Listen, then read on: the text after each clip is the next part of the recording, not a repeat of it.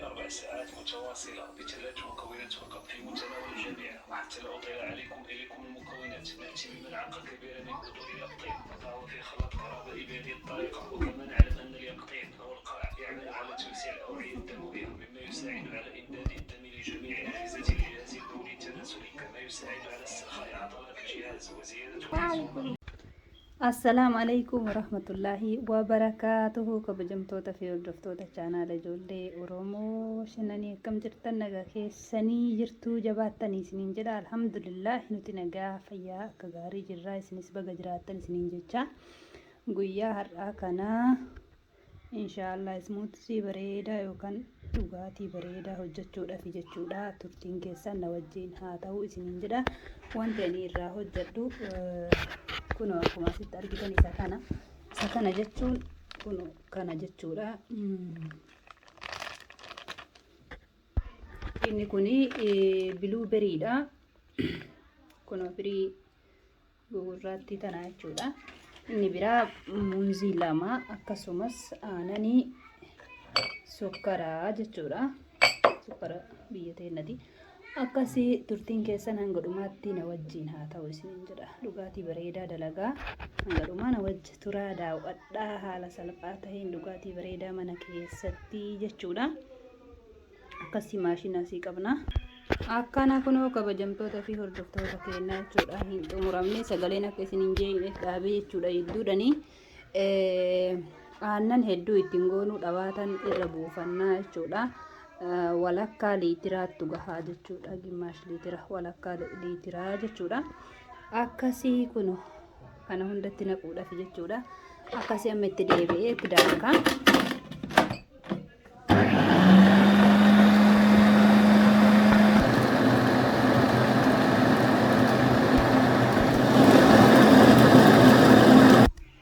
Kunoo haala kanaan daakee xumuree jira jechuudha. Hammi baasudha. Wanni akka yaadachiisatti as keessatti dubbachuu fedhu yoo jiraate jechuudha. Aanan itti daballu hedduu qorraa akka ta'e ta'uu qaba jechuudha. Akka diidallaa ta'e yoo danda'ame sirriitti qorraa akka ta'e jechuudha. Isa noormaalii osoo hin taane akka furdatu taasisaa jechuudha. Qorri suni haala kanaan qophaa'ee jira jechuudha. Maashaa Allah tabaarakallah. Amma mee isin agarsiisa kunoo. Baay'ee furdaadha jechuudha. Amma wantoonni inni irraa hojjetamee fi wanta hagam irraa hojjetame yoo ka jennu taate biluuberii firii gurraattii awwala irratti isin argisiise san giraama 300,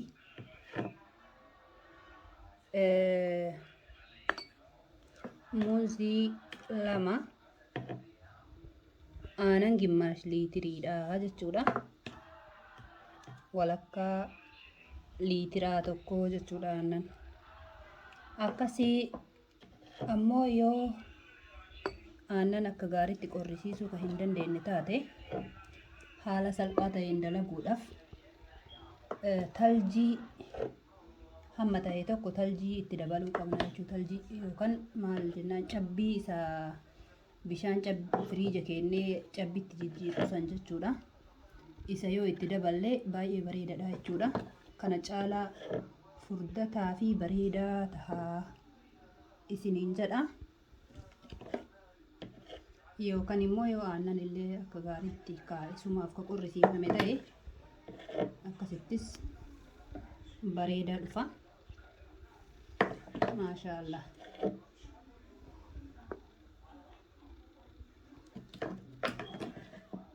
Hedduu kan namatti toluudha.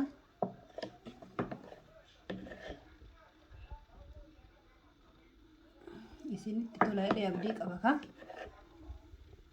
Yoo jaalattanii laayik godhaa, sabiskiraayib godhaa, sheer godhaadha isiniin jira. Kana fakkaata kunoo jalqabarraa gadhumaa walumaan hojjenne. Waan sagalee maashinaa akka isin hin jeeqneef gisee maashinni daakuu isin irraa cufe malee jechuudha. Kaameraa ofii qabaa jira. Haala kanaan qopheessinee jirra jechuudha. Maashaa Allah. Waaw.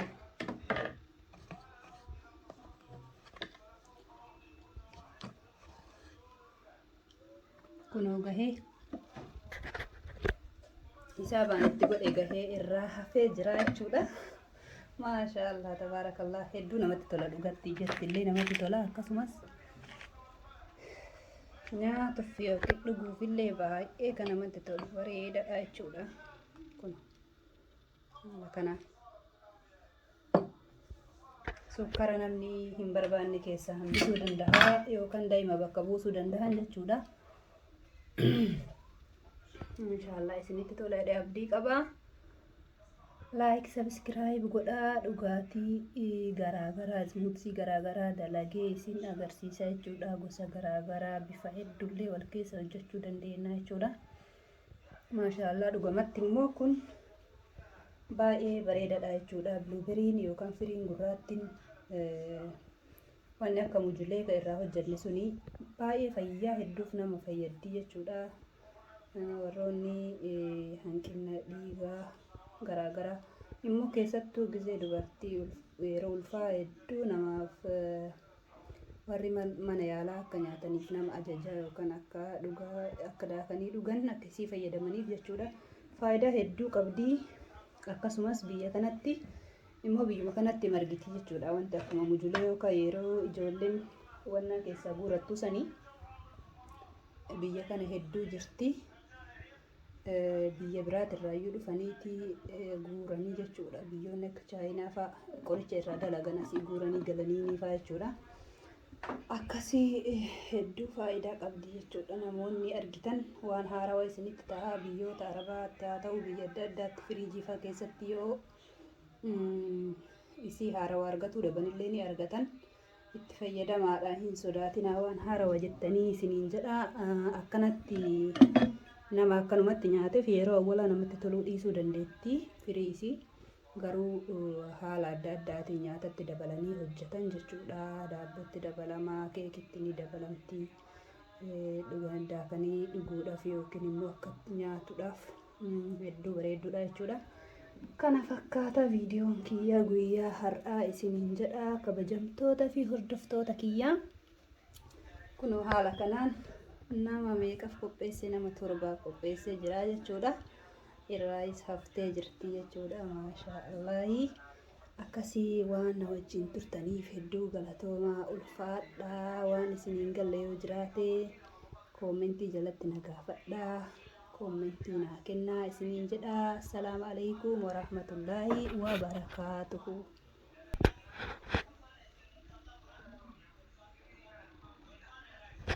أراد الشيطان أن يحطمه في أبينا آدم ليتناسل معه الحياة.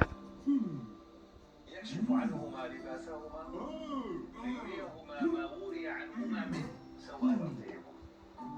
الحياة ليس له علاقة لا بالفقر ولا بالغنى لأن هذا أمور ذاتية.